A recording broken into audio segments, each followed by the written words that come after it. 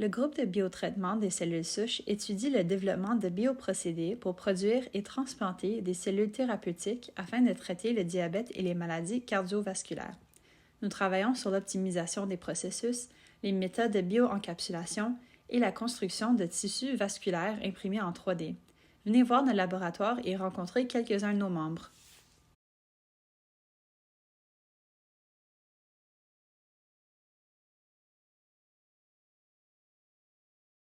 Il s'agit d'une centrifugeuse qui, en tournant à grande vitesse, permet de séparer les liquides en fonction de leur densité. Dans notre cas, nous l'utilisons pour séparer les cellules vivantes des cellules mortes ou pour séparer les liquides des particules.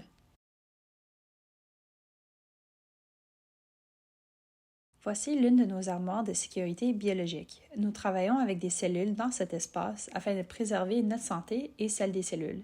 L'air entrant ou sortant de l'armoire de sécurité biologique est filtré et l'espace reste stérile. Ensuite, c'est ici que nous stockons nos cellules, dans un incubateur. Il est essentiel que les cellules que nous cultivons en boîte ou in vitro soient gardées dans des conditions optimales. Nos incubateurs sont réglés à 37 degrés et à des niveaux de dioxyde de carbone d'environ 5 %, car ce sont les conditions approximatives du corps humain ou in vivo.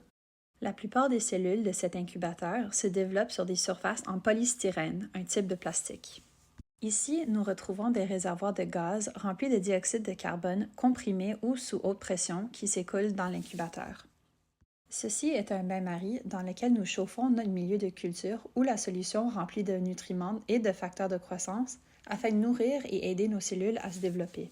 Ceci est un microscope optique inversé. Il nous permet d'observer de près les cellules que nous cultivons.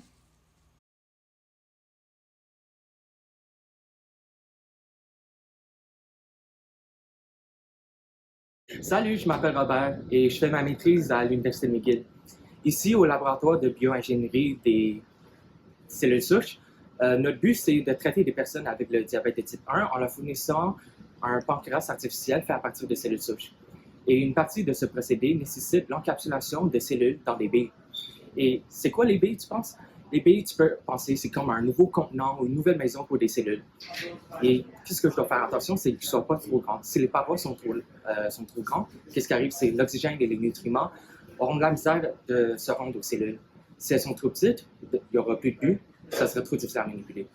D'autres affaires dont je dois faire attention, c'est lorsque j'introduis les cellules dans les billes, je dois être délicat pour ne pas les abîmer. Et la matière aussi dont je fais les billes, il faut que ça soit compatible avec les cellules pour qu'ils ne meurent pas. L'autre affaire que je dois contrôler, c'est la production des billes. Je dois m'assurer que toutes les tailles soient uniformes et la quantité de cellules dans chaque bille aussi. S'il y a une trop grande distribution, il y aura des parties ou des billes que je ne pourrai plus utiliser et ça ferait du gaspillage. Donc, idéalement, qu'est-ce que je pourrais faire? C'est optimiser tous ces paramètres pour faire en sorte qu'on peut faire plus de cellules souches pour aider plus de Je personnes. m'appelle Hugo, je suis doctorant dans le laboratoire de bioprocessing des cellules souches et mon projet s'articule autour des prothèses cardiovasculaires en métal biodégradable. Donc, les métaux biodégradables sont très utiles pour les prothèses modernes parce qu'elles permettent à la prothèse de se dissoudre naturellement dans le corps, ce qui va permettre d'éviter de garder à vie une prothèse dont on n'a plus besoin. L'objectif de mon travail, c'est d'optimiser les interactions entre les cellules et la surface afin de permettre la régénération de l'implant. Pour ce faire, j'utilise des biomolécules que je mets à la surface et ça me permet de contrôler et d'optimiser les interactions entre les cellules qui vont réparer les artères et les implants cardiovasculaires. Bonjour, mon nom est Marc-Antoine Campeau et je fais partie du lab du professeur Roseley. Donc, ma recherche se concentre sur un type cellulaire qu'on retrouve dans notre sang qui s'appelle les cellules progénitrices endothéliales. Et en fait, ces cellules-là sont vraiment, leur fonction, c'est vraiment de réparer les vaisseaux sanguins.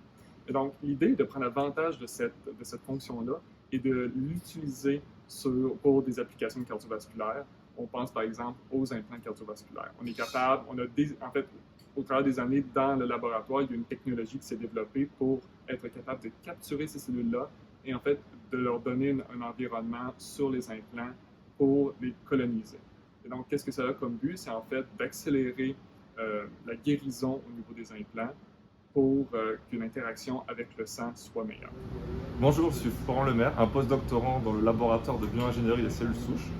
Mon projet de recherche se concentre sur l'encapsulation du pancréatique destinée à être transplantée chez les patients diabétiques de type 1. L'idée avec cette thérapie cellulaire est de remplacer les cellules non fonctionnelles de ces patients par des cellules sécrétrices d'insuline afin de rétablir un contrôle glycémique normal chez ces patients. La mise en application de l'encapsulation d'îlots en clinique a été freinée par deux obstacles principaux qui sont le rejet du greffon par le système immunitaire du patient et le manque d'oxygène post-transplantation qui mène à une mort des cellules et à une perte du greffon. C'est pourquoi nous développons au laboratoire un nouveau système d'encapsulation qui permettrait de répondre à ces deux problématiques en même temps. Donc d'une part, on aurait une membrane semi-perméable capable de bloquer le contact entre les cellules immunitaires et les cellules transplantées afin d'éviter le rejet du greffon. Et d'autre part, ce même matériel serait capable de relarguer de l'oxygène de manière continue afin de maintenir la survie des cellules post-transplantation. Et pour l'instant, nous sommes en train de valider la preuve de concept de ce système in vitro et in vivo sur le petit animal.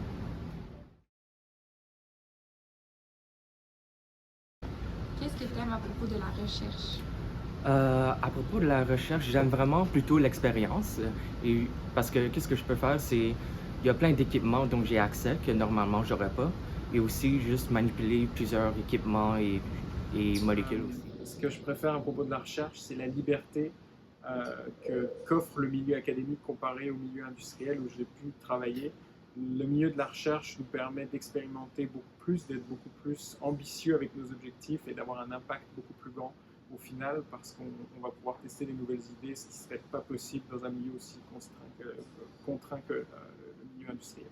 Vraiment, je pense que la partie que je préfère de la recherche, c'est vraiment le processus créatif.